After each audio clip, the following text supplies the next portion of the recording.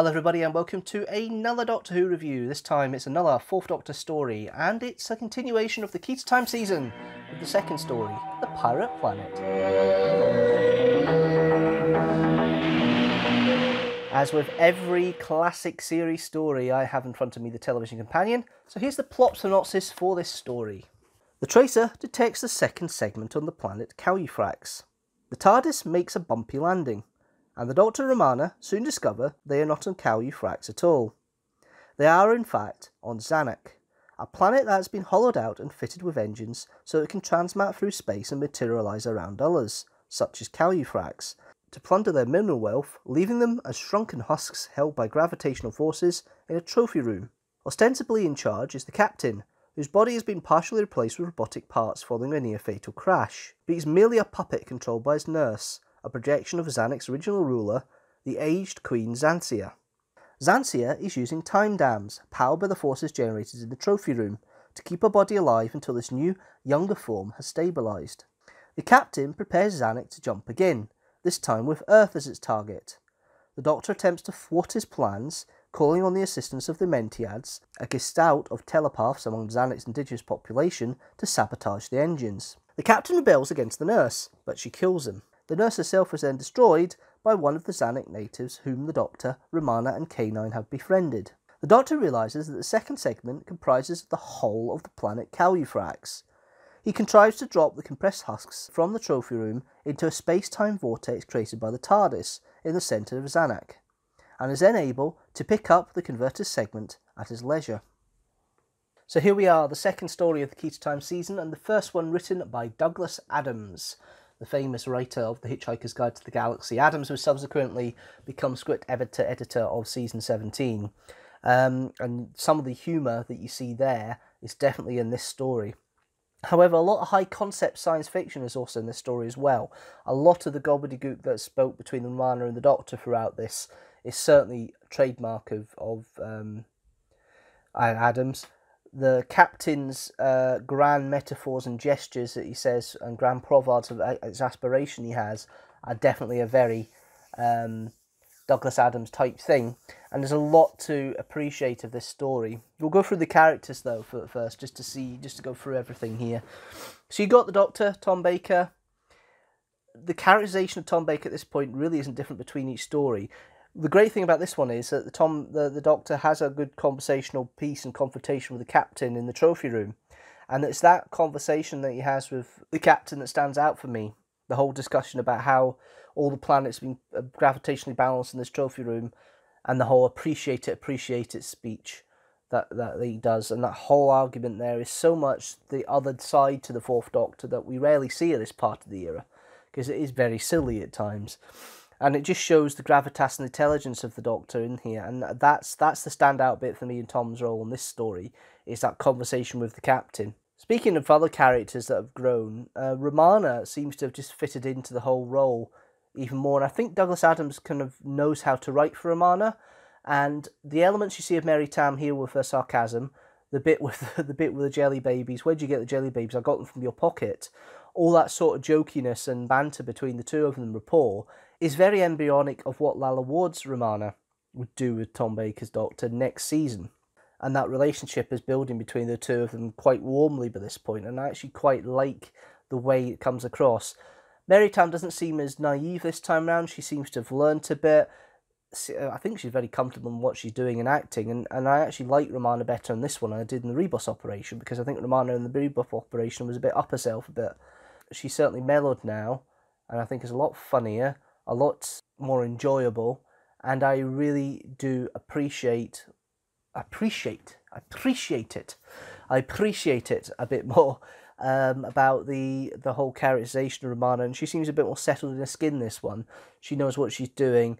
She's a little bit run around.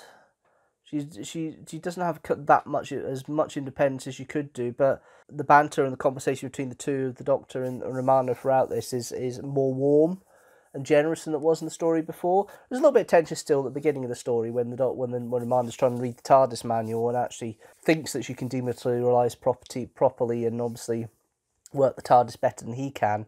And the fact they work together near the end is really quite nice and quite fun, and I quite like that. So let's go some of the guest cast and go into some of the interplay here that works with them.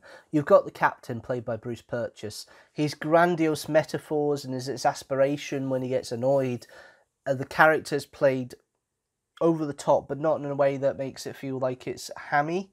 It just seems to be the way the character is, and the way it's played, it makes the captain seem a very grumpy character, but maybe a little bit vicious as well, if I'm absolutely fine. And Bruce Purchase just does it brilliantly. Moods of Madness, one of his most famous lines. Trivia, Mr. Fibulate, trivia. That kind of two variances there of his exasperation and his cunning and planning that he has. And the whole conversation with the Doctor in the trophy room as well. The whole discussion between the two of them. The quote here I've got is, "I'm gratified you appreciate it." The Doctor says, "Appreciate it? Appreciate it? You commit mass destruction and murder on a scale that's almost inconceivable, and you ask me to appreciate it? Just because you happen to made a brilliantly conceived toy out of the mummified remains of planets.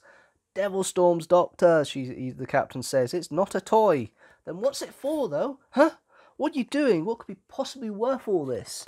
So at that point, the Doctor's not quite figured out the whole thing with Xantia. But yeah, it's an interesting and quite understated performance. But it's not the best performance in this. I think the best is the Toady, Mr. Fibule, by Andrew Robertson. I think Andrew Robertson is actually one of the better guest casts here. He obviously knows what he's doing, but he's kind of very toady in the way he acts all the way through, and I think it's really a fun characterization that's done by Andrew Robertson. There's a nice counterpoint to the captain's pomposity that he has throughout the story.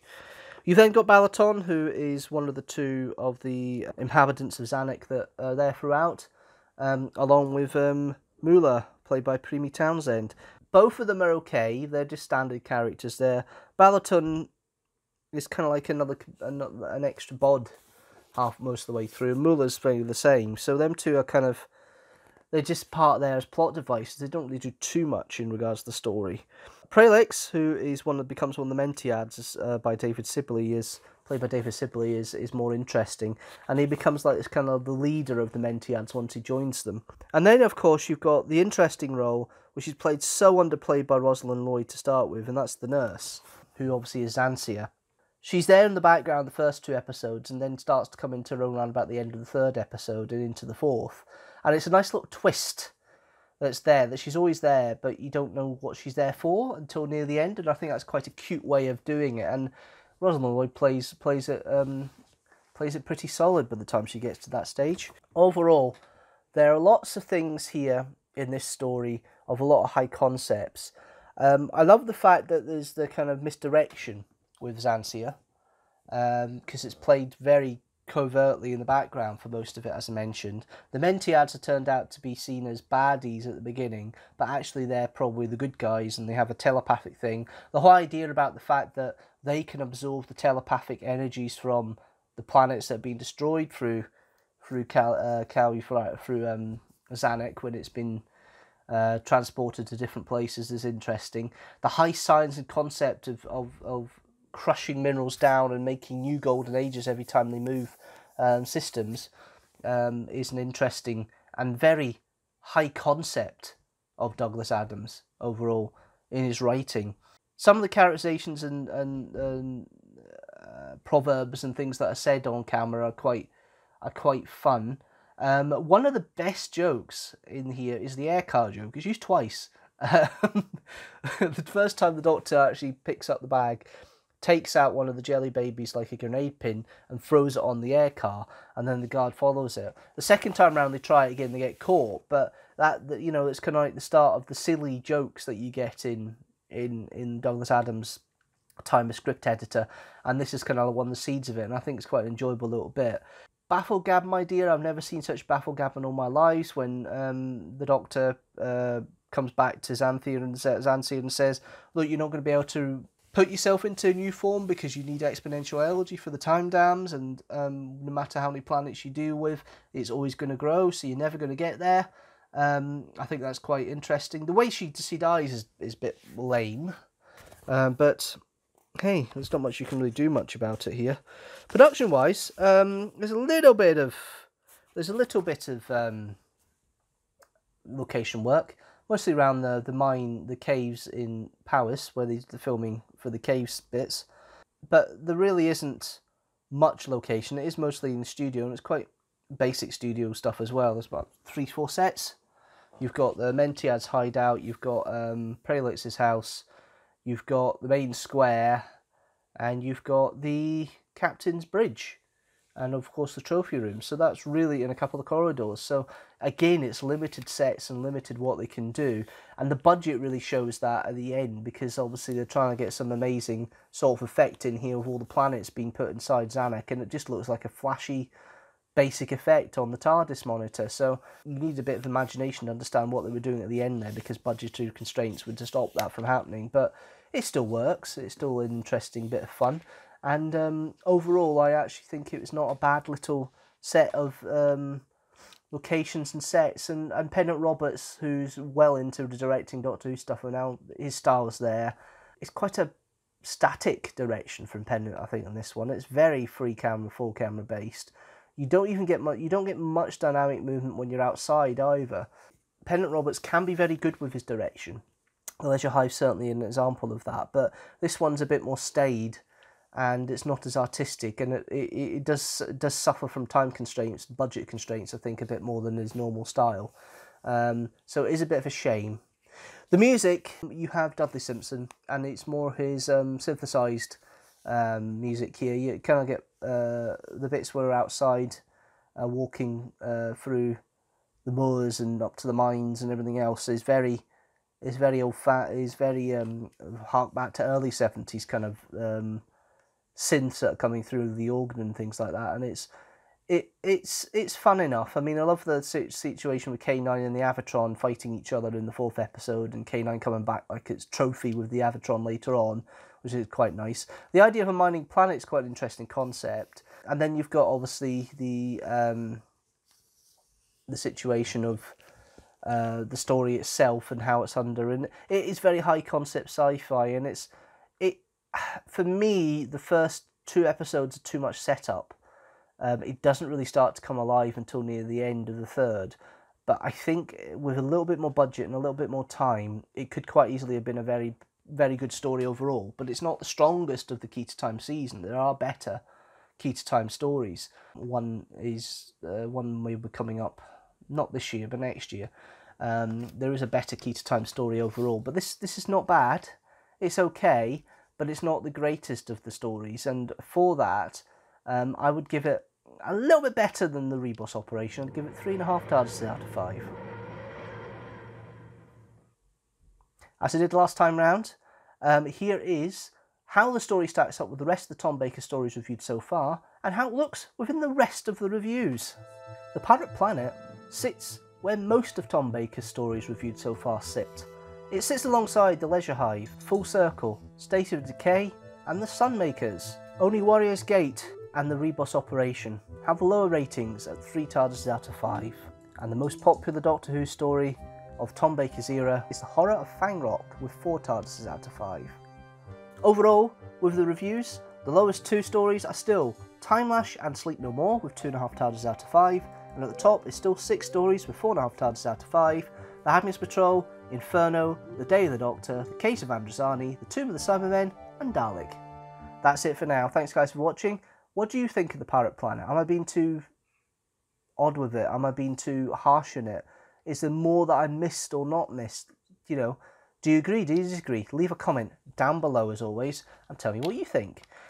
If you like this video, don't forget to like it and share it with the hashtag teamstructor. Don't forget to hit that subscribe button if you like the channel as a whole, and the notifications bell so you know when a new video comes out. And general rule, a new video every Sunday at 4 PM GMT, which happens to be when the next review comes out, which is next Sunday, the 21st November at 4 PM GMT. It's The Stones of Blood. And don't forget, there's more videos this month for Who Month. The 24th, we have The Three Doctors at 6 PM GMT. And on the 28th of November, we have the first of the Big Finish reviews with The Silence of Time. If you want to support the channel more, you can go to the Patreon at patreon.com/Deanstructor. For as little as £1 or $1 a month, you can help support the channel. That's patreon.com/Deanstructor. So I will see you Sunday with The Stones of Blood at 4 PM GMT. Until then, thanks for watching, and I'll see you later.